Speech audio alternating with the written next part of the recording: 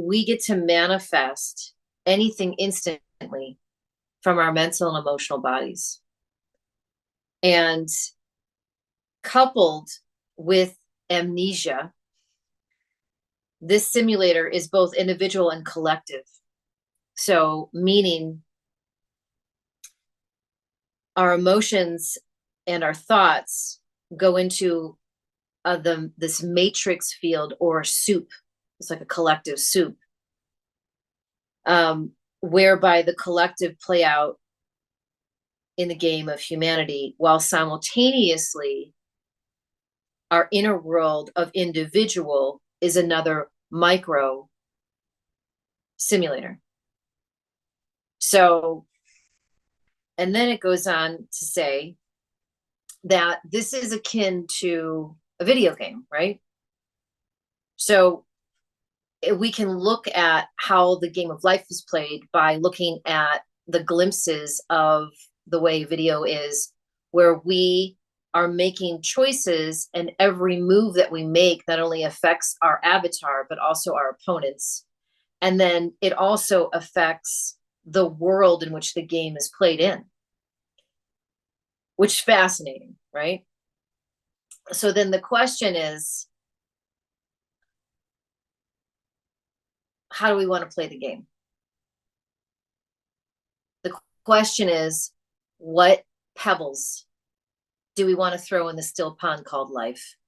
And what ripple effects do we want to have? And so the last part of what they said is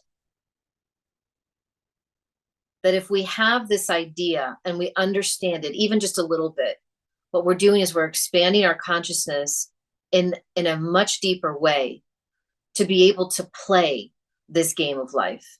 And because we both know that our thoughts and our feelings and our actions and our beliefs all have a vibrational frequency, and they play a role in the way in which we experience life.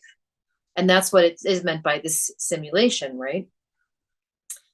And if we have the ability to have an awareness, then what is our actual directive? Meaning, what is our purpose? And we can play then. We can have lightness. We can teach it. We can become it. We can embrace it. We can do whatever we want with it. And I think about that and I'm like, well, that lightens the load, because we try to get so complex in life, but we can't find answers to complexities with complexities. Well, it's like, what is it, Einstein or someone says, like, you can't solve a problem with the same mentality that caused the problem, you know? So that makes sense. And it's funny you say that, because I was recently reflecting on the same. I mean, I love thinking about life as a video game. It makes the most sense for me. And I find, I'm sure a lot of people out there, it's actually a really tangible way to kind of start looking at what your existence is in this third dimensional matrix reality. And you have to start thinking of it as, you know, you yourself are essentially an extension of the one source of creation that wants to experience itself. But think about it this way.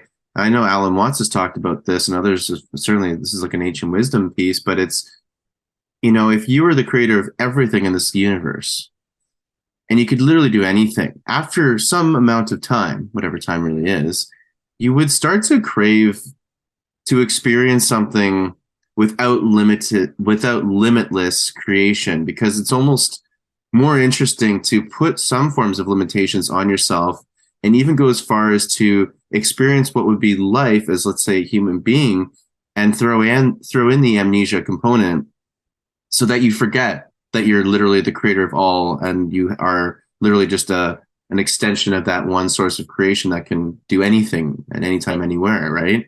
So how fun and more exciting would it be to be in a game where you forget you're even in the game? And that's how you can, I mean, of course, it's how you can lose yourself in the game, but also, like you mentioned, that's how, when you wake up to the fact that we're in this game, like Neo waking up in the Matrix, It's the same idea where you get to start to play with it, and you get to start now playing with reality, playing with your own powers as a human being, just like Neo in the Matrix starts to, stop bullets and slow down time and all these things. Like we can do that the more we wake up to the fact that we're in this game and start to play with it, like you said. Yeah, I love what you said. And we all are an extension. I mean, I'm in the process of writing, which I've been writing and understanding at the same time the principle of mentalism, that we are all one mind. And it's mind blowing. And at the same time, it's so simple. And I think the simplest form of everything in which I understand in this deep dive or these downloads and everything that I've been receiving over the last few years is that the essence is love. The essence is love.